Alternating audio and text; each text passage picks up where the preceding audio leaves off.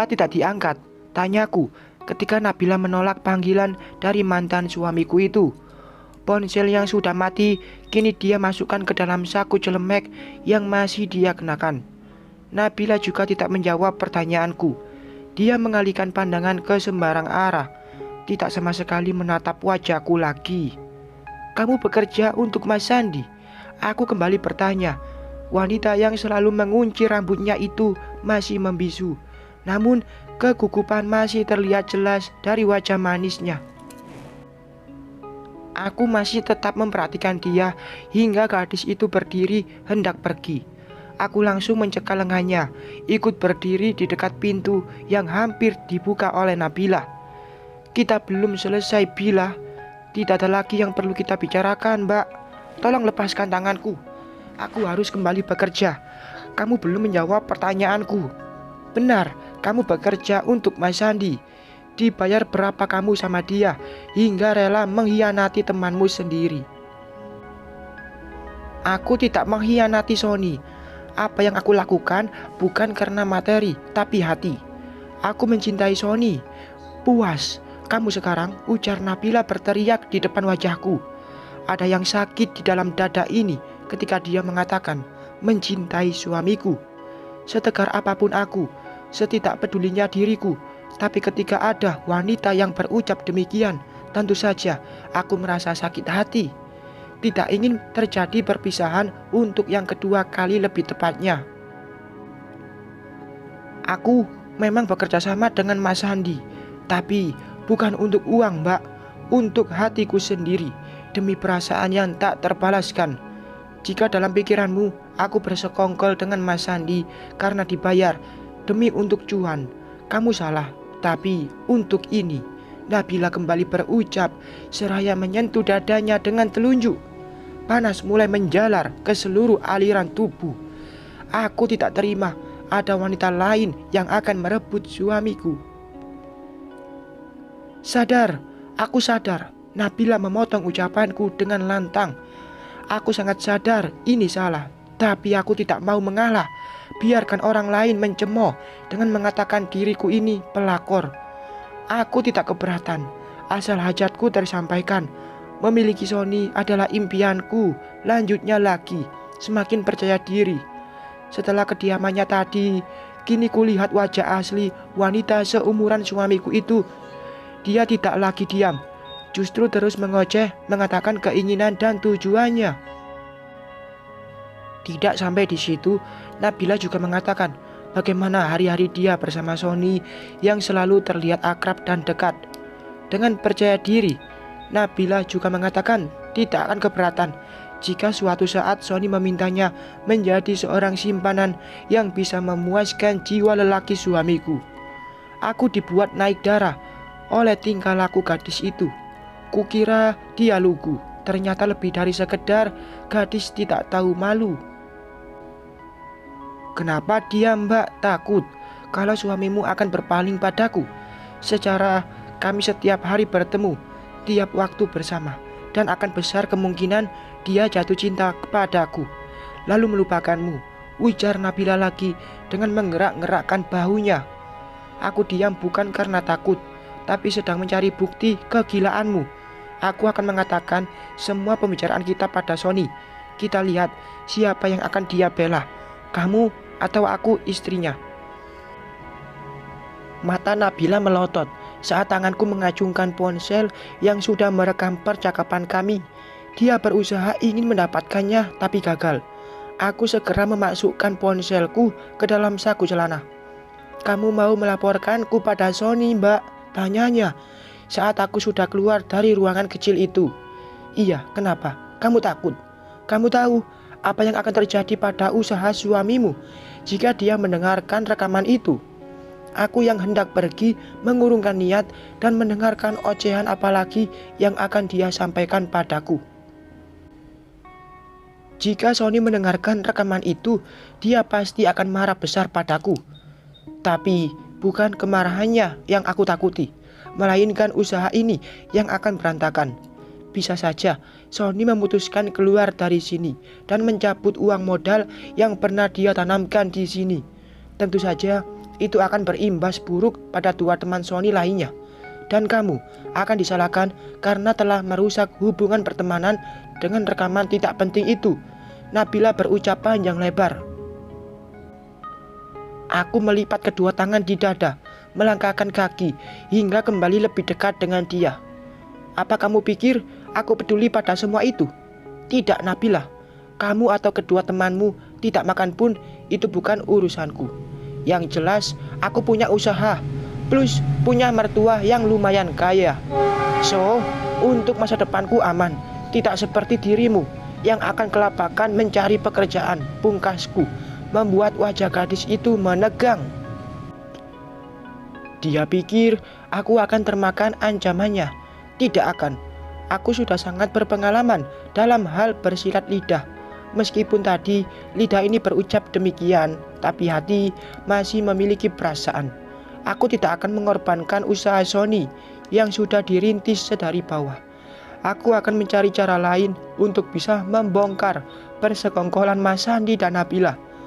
Meskipun gadis itu kekek mengatakan atas dasar cinta, tapi aku tidak percaya. Tidak ada yang namanya cinta dengan merugikan salah satu pihak yang dicintai. Itu bodoh namanya. Kok lama? Baru aja aku mau susul kamu, Mbak. Aku tersenyum pada Sony yang hendak menghampiriku. Tadi ngobrol dulu sama Nabila. Sepertinya temanmu itu sedang banyak pikiran deh. Menyendiri terus. Aku beralasan. Oh iya, akhir-akhir ini dia memang sering banget ngelamun gak jelas. Gak tahu kenapa. Putus sekali sama pacarnya. Aku manggut-manggut mendengar ucapan Sony. Kami pun langsung ke depan menghampiri Mama dan teman-teman Sony yang masih mengobrol. Tengah hari, aku pun pulang, membiarkan Sony kembali membuka kedainya. Karena semua bahan yang diperlukan memang sudah lengkap. Hati-hati ya pulangnya, ujar Sony membukakan pintu mobil untukku. Kamu juga hati-hati kerjanya ya. Ingat ya kata-kata aku tadi. Tidak semua perlakuan kita akan dianggap wajar. Bersikaplah lebih dewasa dan hati-hati dalam bertindak. Jangan berikan celah pada orang ketiga apapun bentuk dan caranya. Siap, Mbak Istri, ujar Sony menirukan ajudan yang mendapat perintah dari komandannya.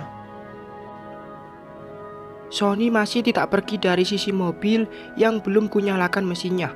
Aku masih menunggu Mama yang tengah berbicara dengan seseorang lewat sambungan telepon.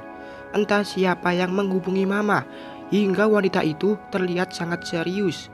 Sedangkan Sanum, putriku, sedang duduk manis di jok belakang seraya menonton video di YouTube. Oh iya Son, gimana kalau aku cari orang buat kerja bantu-bantu di toko? Soalnya kan aku sering pergi mengantar jemput Sanum. Rasanya sayang banget kalau ditutup. Yang ada nanti pelanggan malah kabur karena keseringan tidak buka. Menurut kamu gimana? Sony manggut-manggut. Sebelah tangannya berada di pintu mobil yang belum ditutup. Dan sebelahnya lagi memegang pinggiran jok yang aku duduki. Dia menyetujui usulanku karena memang paham akan kondisi Sanum yang masih trauma naik motor. Tapi janganlah cowok, Mbak. Aku gak tenang kalau di rumah ada laki-laki lain. Sedangkan aku kerja di sini. Cewek aja biar aman, celetuk Sony dengan kedua alis yang naik turun. Aku langsung menghadiahkan cubitan pada perutnya yang rata. Dia meringis seolah-olah sangat kesakitan. Padahal kena pun tidak. Satu lagi, Mbak. Kalau keluar rumah janganlah pakai pakaian seperti ini. Aku gak terima banget tubuhmu dinikmati mata jahat para lelaki. Apa salahnya? Kan ini tidak terbuka. Cuma kaos oblong yang dipadukan dengan celana jeans. Enggak ketat juga bajunya, kataku. Seraya memindai penampilan yang menurutku sangat biasa saja. Bahkan terbilang sangat sederhana. Sony menggaruk alisnya hingga kembali menatapku dengan kedua alis yang terangkat. Iya, memang tidak terbuka, tapi jeansnya sangat ketat, Mbak. Meskipun tertutup, tapi mata lelaki jahanam suka membayangkan keindahan di balik kain ini, ujar Sony lagi dengan mencubit celanaku. Apa kamu mau aku memakai jilbab dan gamis?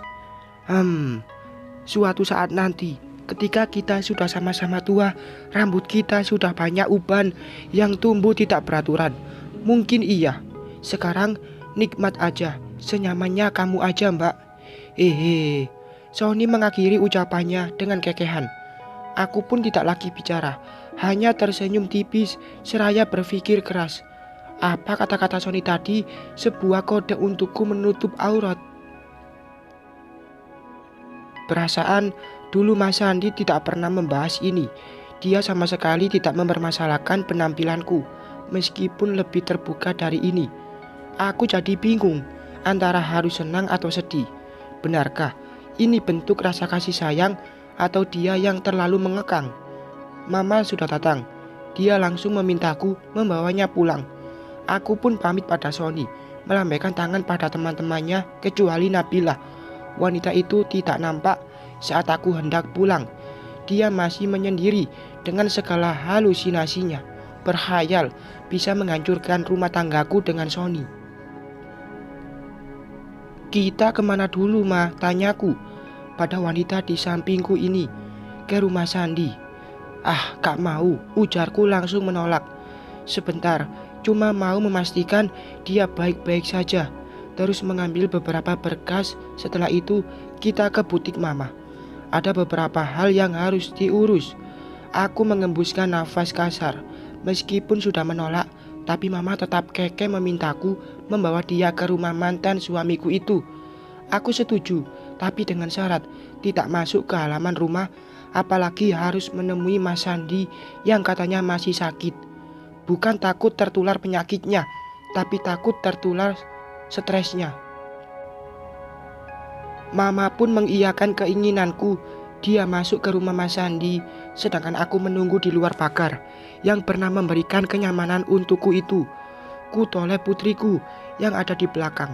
Rupanya Sanum tertidur. Ponsel dia biarkan tergeletak dengan layar masih menyala, sedangkan orangnya terlelap dengan napas yang teratur. Sudah, Ma? Tanyaku saat Mama kembali. Aku langsung melajukan mobil setelah memastikan Mama duduk dengan aman dan nyaman. Kami tidak saling bicara selama perjalanan ke butik. Mama sibuk dengan orang yang menghubungi berulang kali, sedangkan aku sibuk dengan jalanan karena Mama akan lama di butik. Aku disuruh pulang terlebih dahulu dengan alasan kasihan pada Sanum yang kelelahan. Tanpa menolak, aku pun kembali ke ruko dengan membawa kendaraan Mama.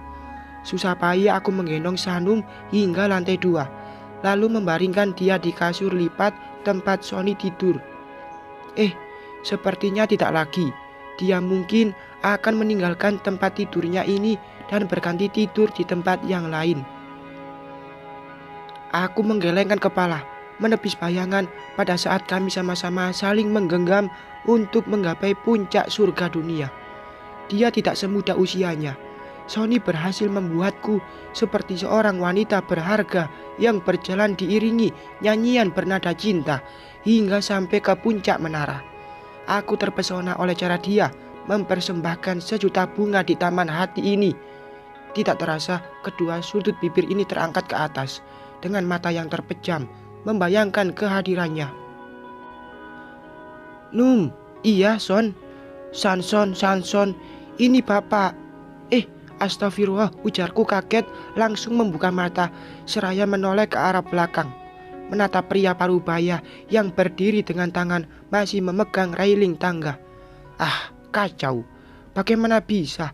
Suara Bapak sangat mirip dengan suara Sony. Ini telingaku yang salah atau pikiranku? Bersambung.